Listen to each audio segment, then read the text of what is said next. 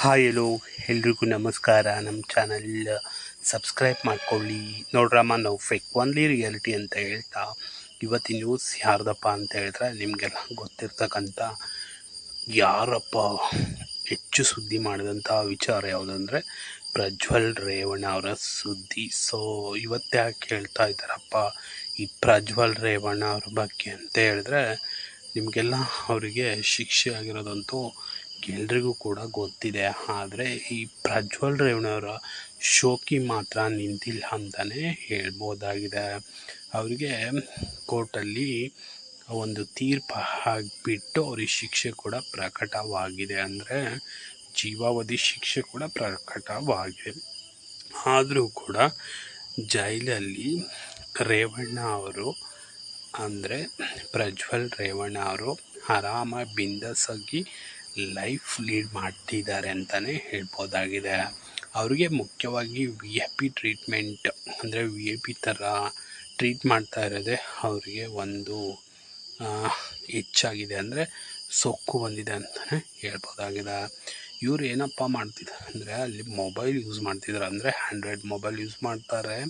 ಆ ಮೊಬೈಲಲ್ಲಿ Netflix, Facebook, ಇನ್ಸ್ಟಾಗ್ರಾಮ್ನೆಲ್ಲ ಆ್ಯಪ್ಗಳಿದ್ದಾವೆ ಅಂತ ಹೇಳ್ತಾ ಇದ್ದಾರೆ. ಅದೇ ಥರ ಕೂಡ 1 ಗಂಟೆಗೂ ಹೆಚ್ಚು ಕಾಲ ಮಾತಾಡ್ತಾರೆ. ಅದೇ ಥರ ಕೂಡ ರಾತ್ರಿ ಆದರೆ ಚಾಟಿಂಗ್ ಕೂಡ ಮಾಡ್ತಿದ್ರಂತೆ.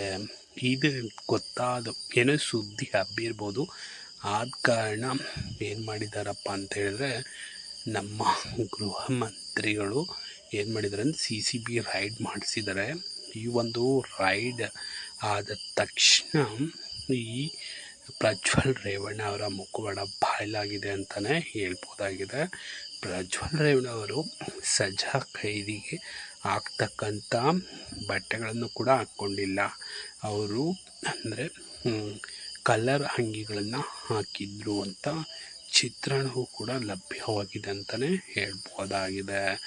ಆದರೆ ಇವರಿಗೆ ಇನ್ನೂ ಶೋಕಿ ಮಾಡೋ ಒಂದು ಸಮಯ ಮುಗ್ದಿಲ್ಲ ಅನ್ನೋದು ಇನ್ನೂ ಗೊತ್ತಿಲ್ಲ ಅನಿಸುತ್ತೆ. ಆದರೂ ಕೂಡ ಇಷ್ಟೆಲ್ಲ ಸ್ಟ್ರಿಕ್ ಇದ್ದರೂ ಕೂಡ ಆ ಒಂದು ಜೈಲಲ್ಲಿ ಈ ಥರ ಶೋಕಿ ಮಾಡ್ತಾ ಇದ್ದಾರೆ.